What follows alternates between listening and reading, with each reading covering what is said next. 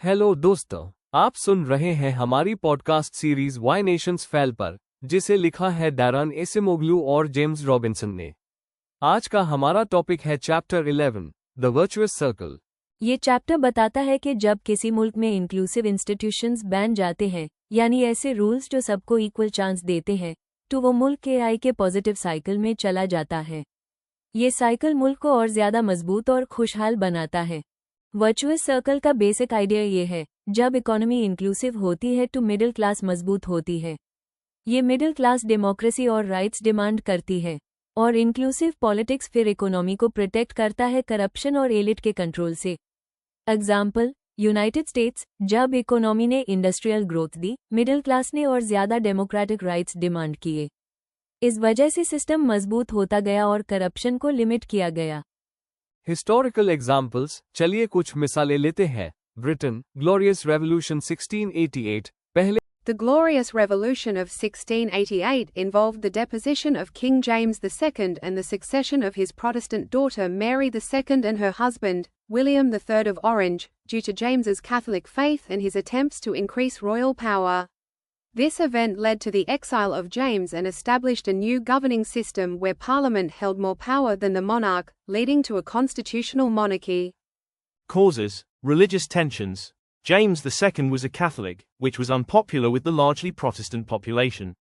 His efforts to support religious freedom for Catholics and the birth of a Catholic heir raised alarm. Monarchical power. James II favored an arbitrary approach to government, attempting to increase the power of the monarchy at the expense of Parliament and ruling without its consent. Opposition leaders. A group of opposition leaders, concerned about the religious and political implications of James's actions, invited William of Orange to invade England. Glorious revolution of 1688 की summary ये है कि England में king James II को उसकी Catholic policies और ज्यादा शाही power हासिल करने की कोशिश की वजह से तख्त से हटा दिया गया। उसकी जगह उसकी प्रोटेस्टेंट बेटी मेरी II और उसका शौहर विलियम III ऑफ ऑरेंज को हुकूमत दी गई। इससे मोनार्की की पावर लिमिट हो गई और पार्लियामेंट का रोल ज्यादा मजबूत हो गया। इस रेवोल्यूशन के बाद इंग्लैंड में कॉन्स्टिट्यूशनल मोनार्की एस्टैब्लिश हुई, जहां लॉ और पार्लियामेंट किंग से ऊपर रहे। पहले पावर सिर्फ मोनार्की के पास थी, लेकिन रिवॉल्यूशन के बाद पार्लियामेंट पावरफुल हुई। धीरे धीरे वोट का हक एक्सपेंड होता गया, पहले लैंडओनर्स, फिर मिडिल क्लास और फाइनली विमेन को। ये हर कदम सिस्टम को और इंक्लूसिव बनाता गया। फ्रेंच रिवॉल्यूशन के बाद डेमोक्रेसी और डिक्टेटरशिप दोनों के दरमियान स्ट्रगल चलता रहा, लेकिन धीरे धीरे इंस्टीट्यूशंस ज्यादा इंक्लूसिव बनते गए और आज फ्रांस एक मॉडर्न डेमोक्रेसी है। America civil rights movement 1960, African American को इक्वल वोटिंग राइट्स और अपॉर्चुनिटीज मिले। ये मूवमेंट ने इंक्लूसिव सिस्टम को और मजबूत किया। अगर ये इंक्लूसिव ना होता तो यूएस का सिस्टम एलीटिस्ट बन जाता। फ्री प्रेस और सिविल सोसाइटी का रोल भी बहुत इंपॉर्टेंट है। Example, Watergate scandal, USA, 1970। Journalist ने एक्सपोज किया कि प्रेसिडेंट निक्सन करप्शन और इलीगल एक्टिविटीज में शामिल हैं।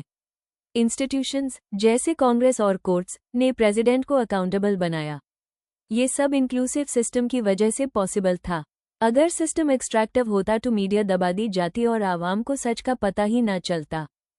तो दोस्तों, द वर्चुअस सर्कल का मैसेज ये है, जब इंस्टीट्यूशंस इंक्लूसिव होते हैं तो वो मुल्क को एक सस्टेनेबल प्रॉस्पेरिटी देते हैं, आवाम को एम्पावर करते हैं, एलीट्स को लिमिट करते हैं, और हर जनरेशन में सिस्टम और ज्यादा इंक्लूसिव होता जाता है।